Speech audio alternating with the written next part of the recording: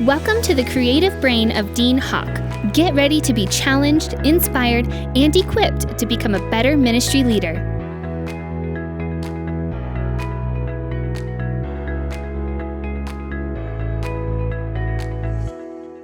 Welcome to the Dean Hawk Leadership Podcast. My name is Dean, and I'm so glad to have you guys joining us this month. This will be our, I believe it's our final part of our 40 Years of Ministry Wisdom series. And we're going to pick up where we left off 2 weeks ago in our bonus edition. I would encourage you, if you didn't hear that one, People Connections, I would encourage you to go back and listen to that one before you jump into People Connections 2, which is this one. And this one's going to be a whole different vein and track. And today what we're going to be sharing is 25 different ways to build, grow, and connect people within your church family. But before we go there, I want to encourage you to check out a brand new sermon series that we just got finished teaching. I'm not sure if it'll be out yet on the 15th yet. It'll be coming within a few days if it's not. But it's a sermon series, What God Can Do Through Youth. And it's a very four-part series to minister to teenagers and recognizing the value of young people in the local church. And we talk about how to grow the church younger. And so Pastor Matt and I, my youth pastor, we did a tag team sermon. I did 2, and then he did part 3. I did parts 1 and 4. Part 2 we did together. And so all of our notes and everything is in there. But one of the cool things we did is we took a survey to find out the average age of our church. And I am so excited to say that our average age came out to 30.9, right at 31 years of age. And what that means is we have a lot of kids, we have a lot of teenagers, we have a lot of young adults in our church, which I love and value and esteem. And there'll be a podcast that we're going to talk more about that coming up. But let's dive into this week's topic as we talk about 25 different ways to connect people. In Ephesians chapter 4, it says, "Instead we will speak the truth in love, growing in every way and more like Christ, who is the head of his body, the church. He makes the whole body fit together perfectly. As each part does its own special work, it helps the other parts grow so that the whole body is healthy and growing and full of love." And so the focus that we're talking about is how do we build people connections within the church family? Because I believe that relationships are the lifeline. They're the blood flow to the body of Christ. That when we're having those relationships and the body parts are connected together, it just creates a beautiful picture of the image of what I believe Jesus wants and values for his church. And so just a reminder from what we talked about 2 weeks ago, you, the lead pastor, the senior pastor, head pastor, you set the culture and you set the bar for people connections. Paul said, "Follow me as I follow Christ." And so my challenge question to you is, what can we do to help build relationships within the church? What can we do to get to know others outside of a Sunday morning service setting? What can we do to strengthen the bonds within our church family? So I'm going to hit you really hard and fast with 25 ideas. Maybe you need to slow me down from 1.5 to twice the speed, because I hope to talk fast to get this in a short amount of time. Here we go. Number 1, one of my favorites that I've talked about over the years is what we call the link. The link is an open house at my house that we host 9 times a year, basically during the school year. 9 months of the school year. It's an open house at my home for about an hour and a half, probably 2 hours at the most. We do it on Sunday nights, 5:30 to 7. And I have a team that comes in, prepares tacos or burgers, and volunteers get all the food and the soft drinks and water together and whatever, and we serve that. And we have everyone who's new to the church to say, hey, come over. We want to get to know you. We want you to get to know us. We have our pastoral staff there. We have some of our leadership, maybe a board member, maybe an elder, and we have those individuals there, and we just get to know each other. And we have them introduce themselves and tell who they are and where they're from, and if they just moved and what they do. And it is just a beautiful experience and time for people to go, I'm in the pastor's home. This is kind of cool. You say, well, I don't have a really big house. Well, great. Just don't invite as many people. I had at my house probably 35, 40 people this past month. And we've got another one coming up here in another week and a half. And so I would just encourage you, do what you can. Pastors always say, can I do it at someone's house who it's much bigger and they have more room and they're set up for more large parties? Yes, that is good. And a home is definitely better than doing it at the church. And I know it would be easier at the church. It'd be less of a mess of a church, but it feels like a church building and it doesn't feel like a home and that, hey, let's be a part of the family. So first place is your home. Next best place is somebody else's home. And I wouldn't even recommend you do it at the church. Just connect with them. Number 2 is we do connect groups. And several times a year during one of our hours of one of our Sunday morning services is we have it called Connect. And it's Connect 20s, Connect 30s, 40s, 50s, and 60s and beyond. And for those 5 weeks, we advertise it, promote it, that, hey, on the first Sunday of September is 20s Connect. And everyone who is in the decade of the 20s, we want you to get together. We'll have maybe a continental kind of light breakfast and snacks. And it's just round tables and an opportunity for people to hang out. We have some hosts. People introduce themselves. It's a chance to build. Then we go to the 30s, the 40s, the 50s. We always have the couple that says, well, I'm in my 40s and he's in his 50s, vice versa, in different age category. We tell them, go to both. We're not carding people when you come in. We're just trying to have another opportunity, a soft setting for people to get to know each other. And what we encourage them is, hey, before you leave today, if you've made a connection with someone, make plans to go out to dinner. Make plans to grab a coffee one evening this week. Make plans to maybe get your kids together and have a play date, mom. To take that as a springboard for other relationships throughout the week. And then something we do here at Rock Family Church that just at our last link at my home, someone who is there who had tried a lot of churches, been involved in church for many years, in different cities and different places around. They said, I've never been in a church that did what you did. And I just thought it was normal. And maybe a lot of you do, and maybe some of you don't. But at the end of our worship set, after we've had our prayer time and after we've done that, we say, hey, take a minute, turn around and introduce yourself to several people. Greet some people around you. We call it our greet and meet section of the service. And folks, that's not 5 to 10 seconds. We turn on some music, and that is more about a 30 to 60 second window. And once again, pastors, you have to lead here. Staff members, you have to lead here. Get out of your row, get out of your seat, and you go work the aisles, meet people, greet people, connect with them, and show them that it's not just, hi, sit down. It's not just meeting one person, it's meeting several people. And then sometimes we'll bait it with a question. Hey, turn around and ask 5 people, what's your favorite restaurant? And then that kind of creates some energy and creates some momentum as we do there. And then number 4 is our lobby culture of creating chair settings, the free coffee, creating atmospheres and places in our cafe for people to hang out before and after services and to build that community. Number 5, I hope you all have small groups, but be highly intentional. You say, what small group model do you guys use? We use them all. We have discipleship small groups. We have interest-based small groups. We have women's small groups, men's small groups, couples small groups, young adult small groups, retired small groups, business small groups.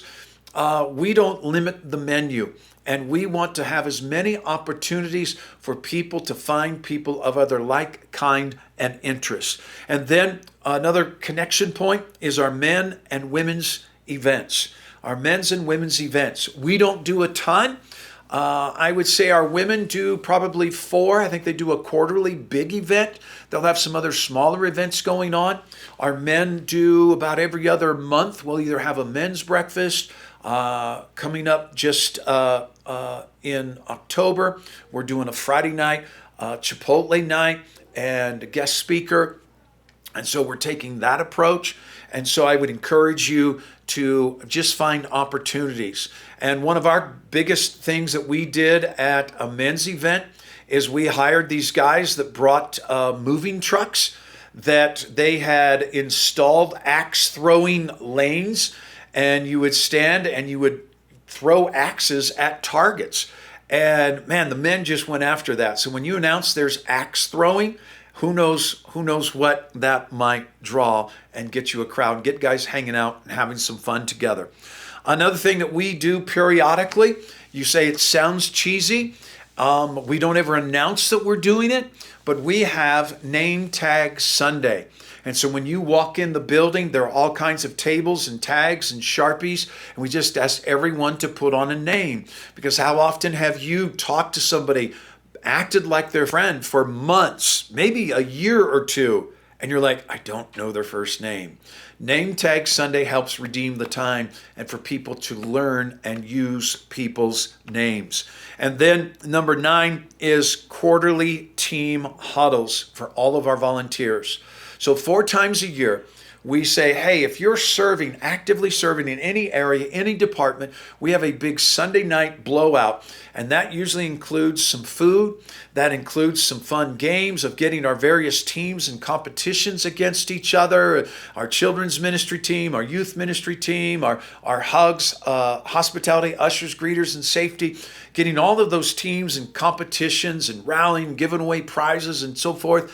And then it's a time for vision casting. It's a time for prayer. It's a time to build the team and just give them a huge shout out and thank you for their service in the local church.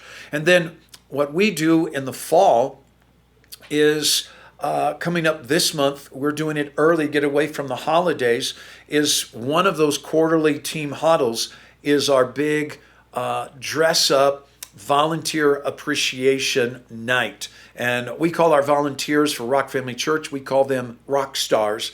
And it's our rock star night as we celebrate the rock stars of our church family. And that is where none of them are allowed to serve in any way, shape, or form. The entire paid staff sets up the auditorium, strikes the chairs, sets up all the tables, the linen tablecloths, all the utensils and plates. And then we cater in. Carrabba's has worked really well with us. Carrabba's comes in and sets up multiple buffet stations where people then pick up their plates and go through, and they've got several options. And then we usually bring in some kind of entertainment. We brought in comedians. We've brought in Christian illusionists. I'm trying to think of other things we've done, music people, just to have a night to celebrate them. And then the challenge is all the paid staff have to put on that Friday night the auditorium back together. And people say, let me help. And I said, no, this is a night for us to serve and to honor you. You serve 364 other days of the year. This one day of the year, it's our night to serve and to honor you. Go home, enjoy your family. Then we also do, our children's ministry typically sponsors this. Number 11 is family fun events. They just did in September, rented a huge high lift, and they were dropping all kinds of items from about, I don't know what it was, 60, 80 feet in the air, watermelons and water balloons, and I don't know what all they dropped. But it was a cool time for people to invite their neighbors. Hey, we're doing this at our church. Build some community, people hanging out, fellowshipping together. A big win for us in previous times has been our outdoor inflatable movie screen movie night. Depending on how far north you are and what time your sun sets, can vary how well that might work for you. Those of you that live far up north, you might not be starting that movie outdoors until 10:30, 11 o'clock with the sun setting so late. But you can move that indoors, move that into a fellowship hall, and having popcorn, ice cream treats, and just creating that fun atmosphere before and after with bounce houses and all of those kinds of things. Sports teams, softball teams, basketball teams, volleyball teams, golf events. Once again, getting people of like interest connected together, doing life together, getting involved in the city leagues, those kinds of things would be amazing. And then one of our favorites is getting people to serve together and building that intentional relationship of our serving teams. So one of the things we do is we really want them to serve with the same people every week, because then we pull them together for those pre-service huddles before the service. So they're getting together. That's number 15 is pre-service huddles. They're meeting a half hour before the service begins. They are checking in on each other. They're having just a moment of just introducing people, new people maybe coming on the team, praying for each other, praying for the service, and then going in serving together. On our primary teams, we have a red week and a blue week, and we ask people to serve. Red is first and second, red is first and third, blue is first and third, second and fourth. I don't know why that was so hard for me. And then on fifth Sundays, we call it Team Purple. And on fifth Sundays of the month, we say, hey, whoever can serve red and blue. But here's what happens with that and helps our teams grow, is if I want to serve as an usher and my wife wants to serve in children's, we might want to decide either it's best if we serve on the same day due to our kids, or we both want to serve on the same day, or maybe we need to serve on opposite days. And so it helps us identify, and it really works well for us. And so serving together is intentional in building those friendships. And then those same serving teams, number 16 is serving team parties, barbecues, and get-togethers. That we're asking each department to get together, have something outside of the church, at somebody's house, at a park, doing things socially together to build that camaraderie and team spirit. Number 17 is a bonfire, campfire, hangouts, getting people chilling, talking together, bringing coffee and hot cocoa and just relaxing around the fire, getting people to mellow out, and then creating some really golden conversations and people just building in relationships. A big hit for us this past summer was a family campout at January 1, whenever the clock struck and you could register to reserve campsites here in Colorado. Multiple members of my staff were all online and started grabbing some so that we could have enough for a family campsite and reserving those camping spots. And it was just a big hit for a family camp night. Something else that we have done to build community within our staff family is we'll have an all-staff family. In other words, the employees just don't come. We've done that where maybe just the employee and their spouse comes. But one of my favorites is when we say, hey, staff member, bring your spouse and your kids, and we have a big night. We'll cater in food. We'll grill steaks. We'll grill chicken, burgers, whatever it might be, fajitas. And it's just a big staff family hangout night and building that community within our team members so that they will go and reproduce it with the teams that they lead as well. Game nights have been a big hit around here, different kinds of that. directions of game nights at the church, game nights at someone's house, going and doing one of those, Preston, what is that when you unlock the mystery things? You got to get all the clues. Escape rooms together, doing those kinds of things, just getting people to build together and building those relationships. And then hosting block parties, getting people within your church. We've got some families that share the same neighborhood. And what we want to do is to come in and host the block parties, bring our air bouncers, bring our ice cream truck, and hopefully if it's a cul-de-sac, shut off the cul-de-sac, or maybe set up some blockades for a certain section of that street and just host a block party. You say, well, what's the goal? What's the motive? Would be to just provide fun for neighbors, begin to build friends with the neighbors, get neighbors talking, get our church members there on site coming to serve, and letting them see, hey, this is a cool church that highly invest in kids and teenagers and young people, and are family focused and family centered. And then intentional gatherings of age groups. So obviously we're going to have our kids and youth services, our young adult services. We're going to have our empty nesters group. I'm not sure what they're called now, but it's basically that 60s and above group.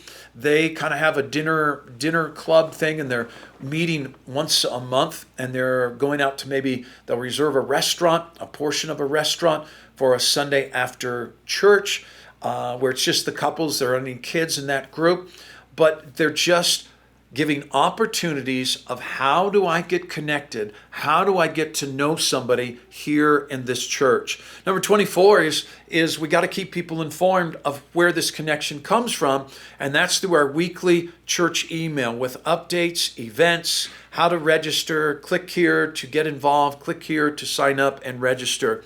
And then our last one is keep your church calendar on the website current and up to date. So I know, how do I get involved? What are the avenues that I can connect with people? And so those are the 25. The big thing I would tell you is teach a series on friends and the value of friendships, doing life together, teaching people on how to connect. Before we shut off today, I want to encourage you to check out our Christmas series and teachings that are online that can help you coming up to the Christmas season. And we will now be shifting back to our normal time and release date, as this one was on the 15th of October. Your next podcast will be coming out on November 15th of and moving forward as back to normal. So thanks for listening. Please share this podcast with someone that you think it might help. And we appreciate that. Thanks so much. Have a great rest of the October for you. Thank you for joining us today. For a free sermon series and teaching outlines by Pastor Dean, visit us at deanhawk.com. Be sure and join us next month as we continue our growth on leadership.